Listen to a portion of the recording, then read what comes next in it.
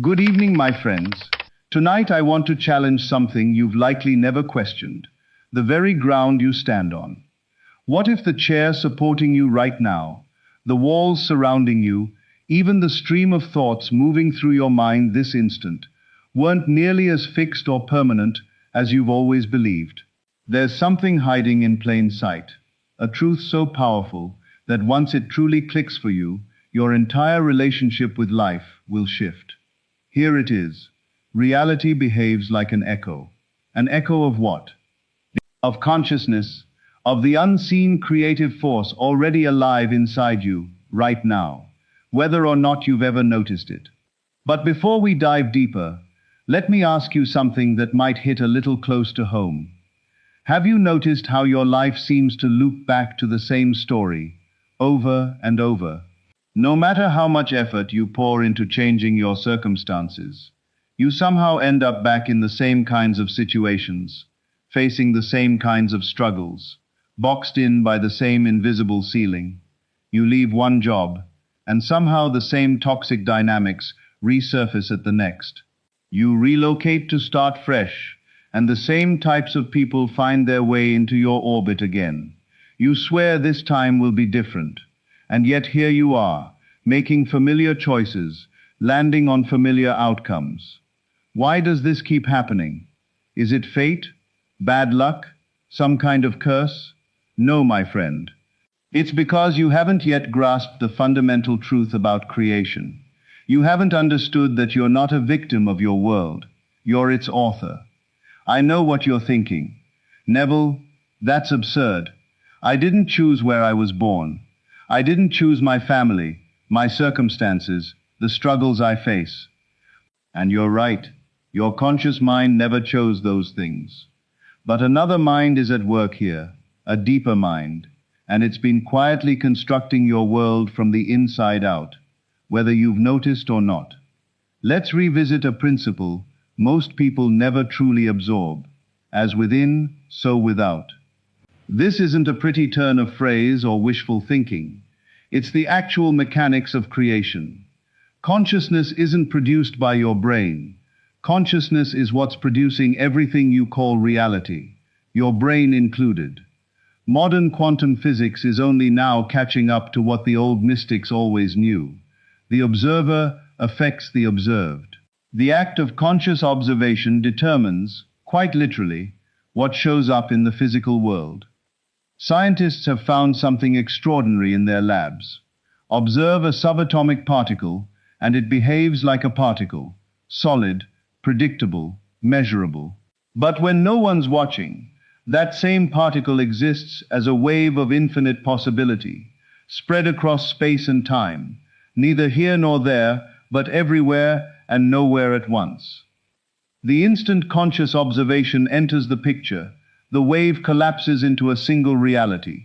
One possibility becomes fact. The rest dissolve back into the quantum foam.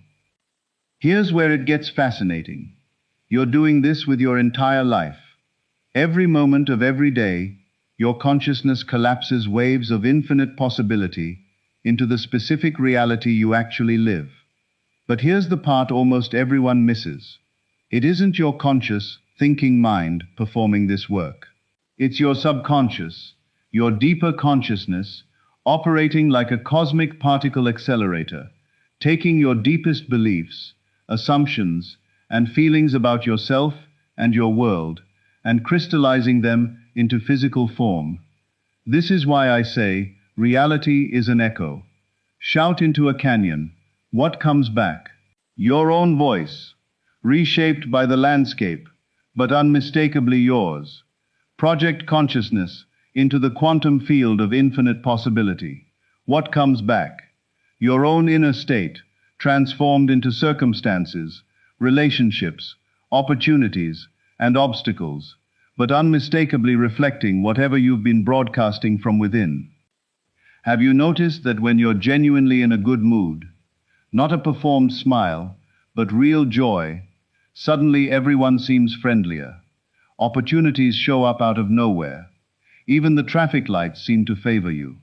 You might chalk it up to coincidence, but what if it isn't? What if you're literally tuning the frequency of your own reality? Your subconscious functions like a quantum radio transmitter, constantly broadcasting on the frequency of your dominant inner state. And the universe, that infinite field of possibility, functions like a cosmic receiver, picking up your signal and beaming back a reality that matches it.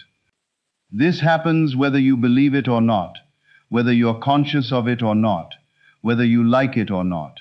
Right now, as you listen to these words, your subconscious is quietly assembling tomorrow's experiences from today's inner state. It's taking stock of your beliefs about yourself, your assumptions about what's possible for you, your feelings about your worth, your expectations of how others will treat you, and weaving all of it into the fabric of tomorrow's reality. That's a profound statement. You are not a victim of your circumstances. You are their unconscious creator. Every person in your life is there because some part of your consciousness called them forward. Every situation you find yourself in exists because, on some level, you've impressed it upon your subconscious as inevitable. Before you dismiss this as too extreme to accept, let me ask you, would you rather be a victim or a creator? Would you rather stay at the mercy of forces beyond your control, or discover that you've been the force all along? I understand the resistance you might feel. Part of you is protesting, but Neville, I'd never consciously choose suffering for myself.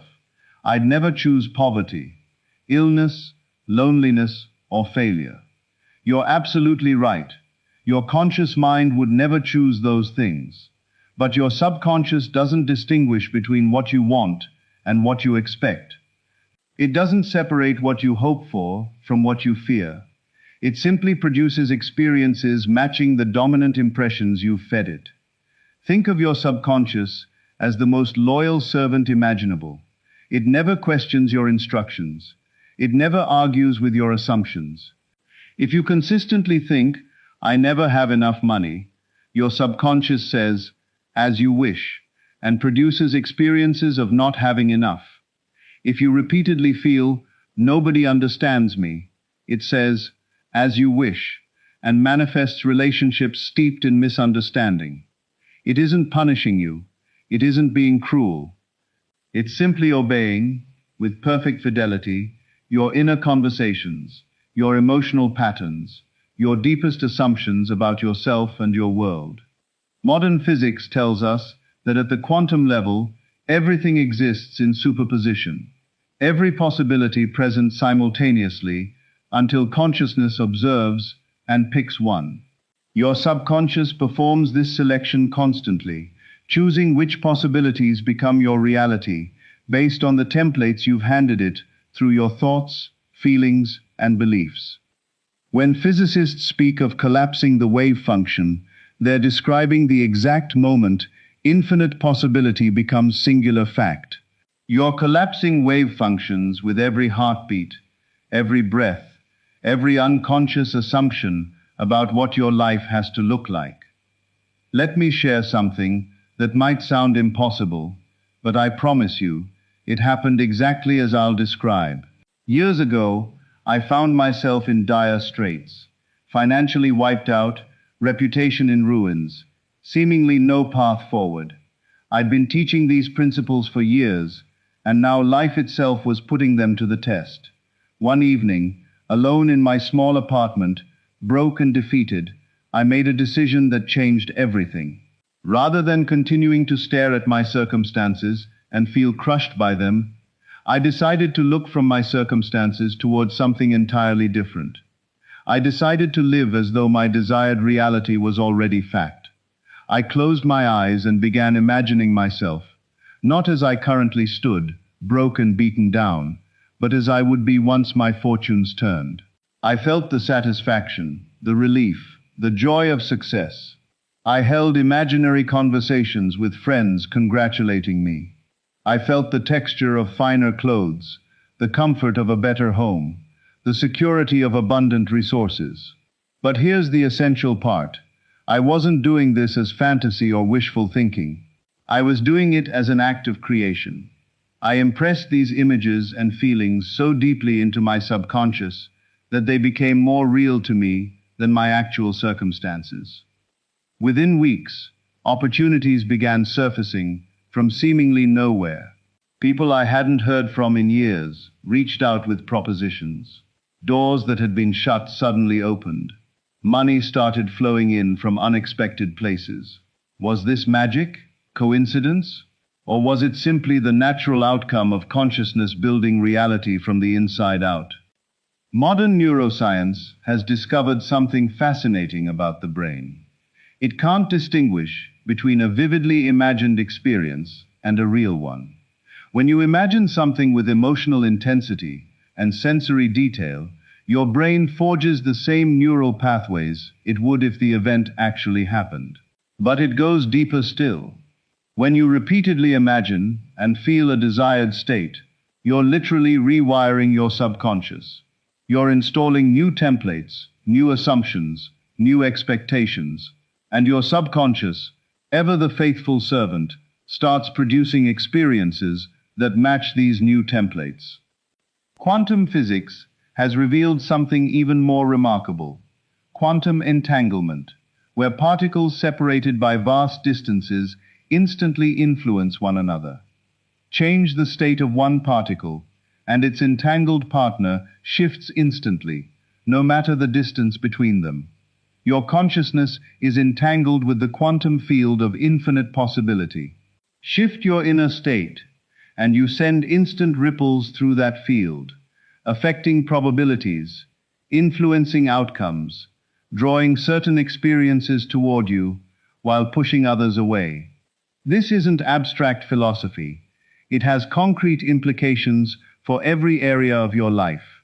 Your relationships exist as they do because of the assumptions you hold about yourself in relation to others. Your financial situation mirrors your deep beliefs about your worth and what you deserve.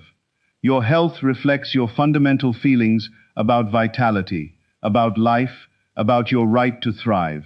Shift the inner assumption, and the outer world must shift to match. This isn't a maybe. It's a law, as dependable as gravity, as predictable as arithmetic. Now, I can hear the skeptic in you asking, if this is true, why isn't everyone wealthy, healthy, and happy? Why don't we all just imagine our problems away? The answer is simple but far-reaching. Most people are unconscious creators, creating by default, not by design. They keep impressing their subconscious with worry, doubt, fear, and limitation, and then wonder why their lives reflect exactly that. Every time you say, "I can't afford that," you're handing your subconscious an instruction about financial limitation. Every time you think, "This always happens to me," you're programming it to repeat an unwanted pattern. Every time you feel, "I'm not good enough," you're generating experiences that confirm that belief. Most people are hypnotized by their circumstances. They study their current reality and treat it as proof of what's possible for them. They say, "I'll believe it when I see it," never realizing they must believe it before they can ever see it. Now here's where everything shifts. Instead of studying your circumstances and letting them dictate your inner state, you must learn to look from your desired state and let it dictate your circumstances. This is the great reversal, the secret separating conscious creators from unconscious victims. When you look at your bank account and feel poor, you're generating more poverty. When you look at your relationships and feel unloved, you're generating more experiences of being unloved. When you look at your body and feel sick, you're pressing sickness deeper into your cellular consciousness. But when you learn to feel wealthy, regardless of your bank balance, to feel loved regardless of your current relationships, to feel healthy regardless of present symptoms, this is when you start collapsing different wave functions. This is when you start selecting different possibilities from the quantum field. Your outer circumstances become passing, temporary phenomena that no longer have the power to dictate your inner state. You become the cause, not the effect. You become the artist, not the canvas. Science has discovered that your brain is neuroplastic, able to rewire itself throughout your entire life. Every thought, every emotion, every experience carves neural pathways. Repeat the same thoughts and feelings often enough, and those pathways become superhighways, automatic, unconscious patterns shaping your behavior and your reality. But here's the remarkable part. You can consciously expand new pathways by vividly imagining and emotionally experiencing your desired states. When you repeatedly imagine yourself as successful, healthy, loved, and abundant, not as fantasy, but as present fact, you build new neural networks supporting exactly those states. Quantum field theory suggests that underlying all physical reality is a field of pure potential, infinite possibilities held in superposition. Every possible version of your life exists in this field right now. The version where you're wealthy, the version where you're healthy, the version where you're loved, the version living out your deepest dreams. The question is, which version will your consciousness select? Which possibilities will you collapse into physical fact? Right now, at this exact moment, you're standing at a crossroads. You can keep living as you have been, unconsciously generating your reality through default patterns of thought and feeling, or you can step fully into your role as a conscious creator. You can keep being shaped by your circumstances, or you can start shaping your circumstances with new possibilities. Here's how you begin. Tonight, before you sleep, instead of rehashing today's problems and tomorrow's worries, do something different. Close your eyes and construct a scene that would naturally occur if your desired reality were already true. If wealth is your desire, imagine a conversation with your banker about your substantial balance. If health is your desire, imagine your doctor congratulating you on your excellent results. If love is your desire, imagine someone dear to you expressing deep appreciation for who you are. But here's the critical part. Don't imagine this as something that might happen someday. Imagine it as something happening right now. Feel the emotions you'd feel if this were your present reality. Make it vivid enough, real enough, emotionally satisfying enough that your subconscious accepts it as fact. Repeat this every night. Fall asleep in the feeling of your wish fulfilled. Let your subconscious work with these fresh impressions while your conscious mind rests. Remember, quantum physics tells us the observer affects the observed. By observing yourself as successful, healthy, loved, and abundant, not in hope, but as present fact, you're influencing the quantum field of possibility. You're tilting probability in your favor. This is why reality is an echo.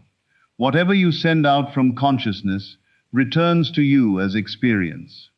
The delay between the inner cause and the outer effect might trick you into thinking they're unrelated, but the connection is absolute. Every person you meet, every opportunity that appears, every challenge you face, every blessing that comes your way, all of it is an echo of your consciousness, all of it reflecting back exactly what you've been broadcasting from within. The quantum field doesn't sit in judgment of your requests. It doesn't decide whether you deserve what you're asking for. It simply responds to the frequency of your consciousness, matching experiences to your dominant inner state. Feel consistently unworthy, and the field answers with experiences confirming your unworthiness. Feel consistently abundant, and it answers with experiences of abundance. Nothing personal about it. It's mechanical. It's law. And this understanding brings both tremendous responsibility and remarkable freedom. Responsibility, because you can no longer blame outside circumstances for your life experience. Freedom, because you now know you hold the power to change any part of your reality by changing your inner state. You're not a victim of genetics, circumstance, other people's choices, or random luck. You are the conscious creator of your own experience, whether you've realized it before now or not. The instant you truly absorb this, your life begins shifting, not because outer conditions change first, but because you stop waiting for them to change before allowing yourself to feel the way you want to feel. You stop postponing your happiness until you land the job, the relationship, the house, the money. You start generating the feelings you actually want right now, and you find that outer conditions begin lining up to match your inner state. Your world functions as a mirror, constantly reflecting back the contents of your consciousness. To change what's reflected, you must first change what's standing in front of it. You can't alter your reflection by fiddling with the mirror, only by changing yourself. Now here are the practical steps for beginning your journey as a conscious creator. First, become aware of your current inner dialogue. Notice what you habitually think and say about yourself, your life, your possibilities. These unconscious scripts are the exact templates your subconscious is using to build your experience. Second, identify the feelings you experience most often. Do you predominantly feel worried, frustrated, disappointed, limited, or confident, grateful, excited, expectant? Your emotional state is the frequency you're currently broadcasting into the quantum field. Third, decide what you want to experience instead, not what you hope might happen someday, but what you're choosing to accept as true for yourself right now. Fourth, begin living from that desired state internally. Think from it, feel from it, speak from it, act from it. Make it so real in your inner world that your outer world has no choice but to fall in line with it. This isn't a one-time exercise. It's a total reorientation in how you relate to reality. It demands persistence, dedication, and faith in what can't yet be seen. Most people try this for a few days or weeks, and when nothing external shifts immediately, they slide back into old patterns of thought and feeling. They give up right before the breakthrough would have arrived. Remember, there's usually a delay between the inner cause and the outer effect. Just as there's a delay between your shout into a canyon and the echo returning, there's typically a delay between impressing your subconscious with new patterns and seeing them show up in physical experience. This delay isn't arbitrary. It's part of the natural process of consciousness constructing reality. Use this time to strengthen your faith, deepen your conviction, make your desired state more vivid and emotionally real. Now, as we near the end of our time together tonight, I want to leave you with one final, life-altering thought. You are not separate from the creative power of the universe. You are not some small, insignificant being hoping for scraps from a distant god. You are consciousness itself, momentarily focused through this particular point of awareness.